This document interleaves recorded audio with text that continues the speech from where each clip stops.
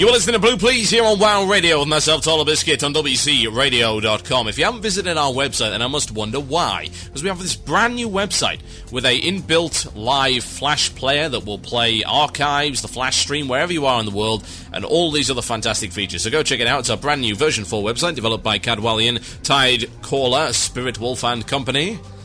To WCRadio.com. And if you've just tuned in, as I know that some of you have, then welcome to WoW Radio. We are a talk radio station based around the World of Warcraft. We play music, we do in-depth discussion on various aspects of the World of Warcraft, and you want to check out our extensive back catalogue. Our extensive bat catalogue is great as well. There are many bats left side. You know, so many bats. But if you'd like to check out the back catalogue, you can do that too. It's next to the bat catalogue, and we have thousands of hours of shows for you, and you can download them all for free from our website. Isn't it great? Now, enough of the shameless self-promotion, and back to the show. I had an interesting run-in, let's just say. Picture the scene. I haven't logged into WoW for like 2 weeks. The reason being that I've had no motivation to do so. I've got mostly best in slot gear. I'm ready for Ulduar, but to be honest, I could go and pursue the rest of the gear, but my motivation simply wasn't there, because I'm sick of the content. I did Nax. Yeah? I did Nax before Wrath came out. I did most of it, well, at least a good chunk of it anyway, at least I think it was about half of it, just over half, in Classic WoW, yeah, at level 60, and it was challenging.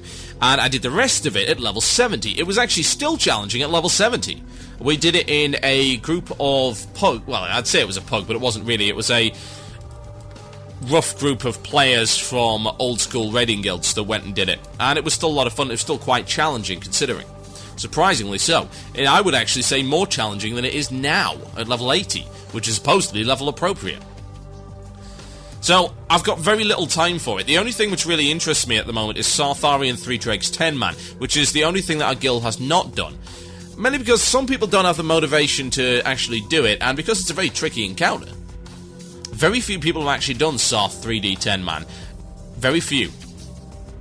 Way, way less than have done Sarth 3D 25-man, and even then, only about 14% of current raiders have done Sarth 3D 25-man. So imagine that. Way less than that, and that's not a lot to begin with. So, I haven't had the motivation. I've been busy playing other stuff. I've been playing a variety of single-player games as well as progressing a lot in EVE Online, which is a game that I'm enjoying very much, and will certainly not replace WoW because it's a different kind of game. It's a game that you can play alongside WoW. Both complement each other in some respects quite nicely. And indeed, if you want to break from one, the other is a great place to go. EVE is the other side of the spectrum. It's a hardcore title, whereas WoW is casual friendly, and it's a very static world, whereas it's a very dynamic world over there. I described it in last week's show. Actually, it wasn't last week's show. It was Octal. Was it? Yes, I believe it might have been. Octal and Horak versus the World, which I covered on Sunday. You can check that out on WCRadio.com. It was Total Land Biscuit against the Planet. Some people seem to like that for some reason. And I described the difference between WoW and EVE as... and this is something that EVE itself describes it as, the difference between a theme park and a playground. Now, I'm not going to talk much about EVE, or indeed any more about EVE whatsoever, because it's got nothing to do with the topic at hand, but what it does demonstrate is the fact that when I came back after this kind of 2-week hiatus, I'd signed on to raids as, like, not attending, yeah? And I came back, and we were just chatting away, and I was just saying, you know, guys, is anyone else just so sick of things right now? Are we just... We reel on Ulduar now, you know, they're so desperate to get into Ulduar and try some new and challenging content. And I'm like, you know, I can't even show up for raids because I can't face 4 hours of raiding, even if it is just one night a week, of content that I absolutely friggin' despise now. That it's just so dull, and it's so samey, and it can be face-rolled. It requires no effort. I remember back in TBC, even some of the Tier 5 content, and indeed even some of the Karazhan content, would bite you in the ass if you weren't paying attention. You could still screw up on Netherspite, you could still screw up on Malkazar, you could still screw up on Shade of Iran. I've seen some people screw up on Chessevent. But then again, they weren't very good at anything, including perhaps breathing, looking forwards, and moving under their own power. But I'm not feeling that with Nax, and I'm not really feeling that with Sartharian either, even with 2 Drakes. Sartharian 2 Drakes is just your standard run-of-the-mill farm content, whereas Sartharian 3 Drakes there's no point in really farming Sothari and 3 Drakes because it doesn't really give a massive benefit after the first couple of attempts. I suppose you could try and get a couple of Twilight Drakes, but that's really about it. So Sothari and 2 Drakes is our standard, we'll just roll through it. Malagos is mildly challenging, but it's also an 8-minute fight. So you can't really argue that Malagos is worth and looking forward to on a weekly basis when it consists of 8 minutes of mild enjoyment. I would say 4 minutes of mild enjoyment, and then the rest of it is a vehicle section which is awkward and I don't like it because it breaks my UI. And I get these tiny little buttons at the bottom because I use bartender and it's just doesn't work out so well. If I wanted to play a rogue, I'd just go and play my rogue. I made this argument before. Now, upon mentioning this, one of the other mages actually got in my face about it and said, you should be showing up, you should be dedicating time to the guild and all this kind of stuff, you should be helping out the newbies. And it's like, well, do I really need to be there to help out the newbies? I mean, for God's sake, you can face roll your way through Naxxramas 25-man with way less than 25 people and not have any issues at all. And besides, our guild's got like 100 plus members. You telling me we can't get together with 25? I was like, and it's like, oh, we've been having issues over the last couple of weeks. It's like, well, why do you think that is exactly? Why do you think you've been having issues getting attendance? Well, I remember another time we used to have issues getting attendance, and that was the pre-TBC raid apathy. It was what happened halfway through Nax that actually killed the very guild that I am currently in, originally. That was its first incarnation. It killed it.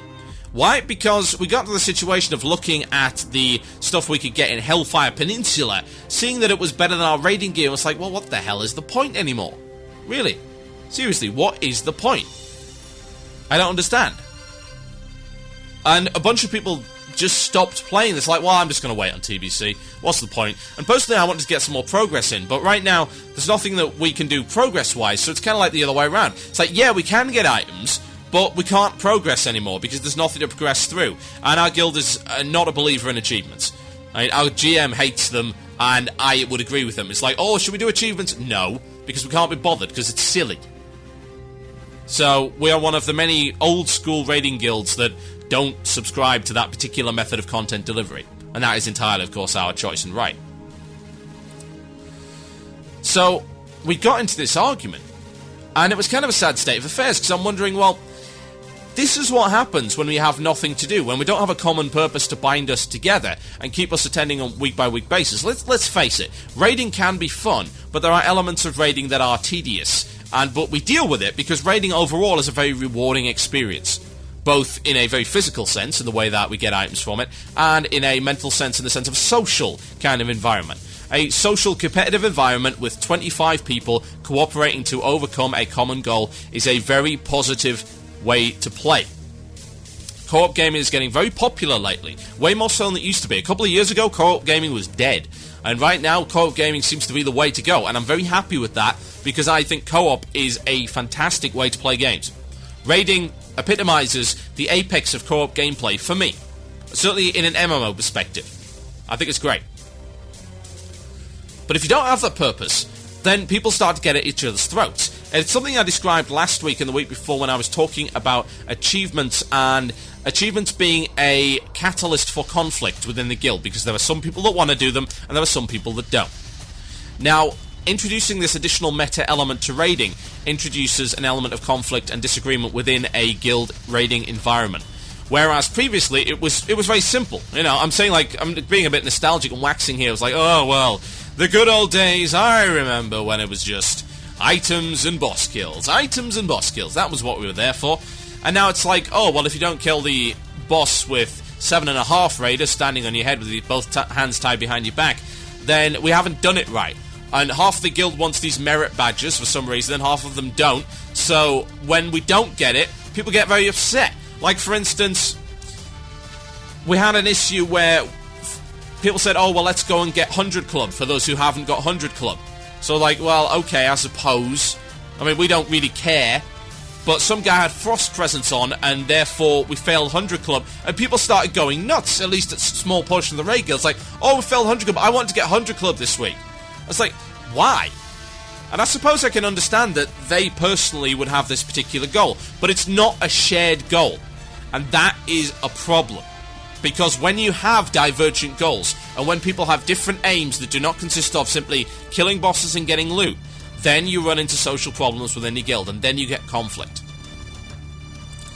Now, I suppose the question would be is how much of this can you lay on Blizzard for not bringing in enough content initially, and how much can you lay on the strength and the infrastructure of the guild? And it is a shared responsibility. Some guilds survive through thick and thin, regardless. Whether that be because of the way that they're structured, or the people who are involved in them, or their leadership, or just the individual attitudes of the players. They can survive. And other guilds are very turbulent. There might be a lot of conflict, a lot of disagreement going on there, but they're often a very powerful raiding entity, as in, because they're very driven, these people. These are the kind of people that get together in these guilds, the kind of egos that start clashing, but those egos encourage the players to be all they can be and to push for 110% all the time when progress is involved. When it's not involved, then they start getting at each other's throats. Can be rather risky. Now, I would love to hear from you guys as to whether or not you have run into similar issues. So email themurloc@gmail.com and send me a Twitter on twitter.com/TotalBiscuit. You can do so. Email themurloc@gmail.com with your opinions and your anecdotes on this particular topic. You can tell me a little bit about your raid apathy. Did any of your guilds suffer that? And do you think this is something that we're running into now? This is a rather unique situation here where we're running into a raid apathy kind of scenario, yet we're not at the end of an expansion, not even close. We've got stuff to look forward to. It's kind of like a reverse raid apathy. Like I was saying earlier, pre-TBC, progress could have still happened, but the items were basically viewed as worthless. Whereas now, we need the items, but there's no progress to have. We want to all try and get best in slot so that we can be the most competitive in Old War, and yet we don't have the motivation. So this is a unique scenario. So how much does it rely on Blizzard? We've been through the argument before, and I don't want to repeat it, that missing an entire tier of raiding could cause real problems. But I think what Blizzard does need to realise is that having easy content, and this is what they were looking to do, yeah? They were looking to have this as Raiding 101 to encourage more people to raid. The problem is, while you may have basically bottom-loaded the raiding scene, you are skimming off the top. Because the better players and the more experienced players, now even the average kind of raiding guilds, are losing the will to raid. Because they've simply done it all before. This is the other side of the coin. There can always very real consequences to making a decision like this, where we say, right, we're going to make the content easier to support these other, this other level of play. And I understand that it was with the best of intentions. Don't get me wrong, I do not believe that Blizzard has bad intentions when it comes to this game. Why would they? It's illogical. I'm not one of those people who say, oh, well, Blizzard hates this, Blizzard wants this to happen, Blizzard is deliberately destroying this. No, they're not. They're not at all. They're trying to go towards a particular goal. The problem is that sometimes they don't entirely see the wood for the trees. They don't look at the full scope of what can happen. And I think what they should have seen here is that the easier style of raiding and the lack of variety and the lack of content causes friction within guilds. It's a catalyst for conflict. And you think, well, what's that got to do with Blizzard? Surely they can't control that. Well, this is the thing. Yes, they can. A little bit of social engineering is important. You can affect what your players think and how they interact with each other. It happens an awful lot. This game is a social game primarily. Therefore, it is important to ensure that the social interaction between groups of players is as positive and as productive as humanly possible. Because if it's not, then that element of hostility can cause people to leave the game. It is a very real concern in a game that is as casual friendly as WoW, that players realise that they can deal with and play on a regular basis with another group of players without trying to kill each other. And by kill each other, I mean so in a social sense, as opposed to in arenas or battlegrounds or anything like that. It is not healthy. And that's something that Blizzard has got to watch out for in future. Remember, all of your content is going to cause a reaction in players, and that reaction can cause a cascade effect within a group. It can cause disagreement, it can cause a schism to occur, it can cause friction, and it can cause conflict. So watch out in future for things like that. Because yes, you are somewhat responsible for that. And what I will say to guilds, it's difficult to say grin and bear it. I know how hard it is to keep going back and doing the same thing week in, week out for 5 months. Guildies have got to watch out, because some players will simply leave and do other things because maybe they've got limited time.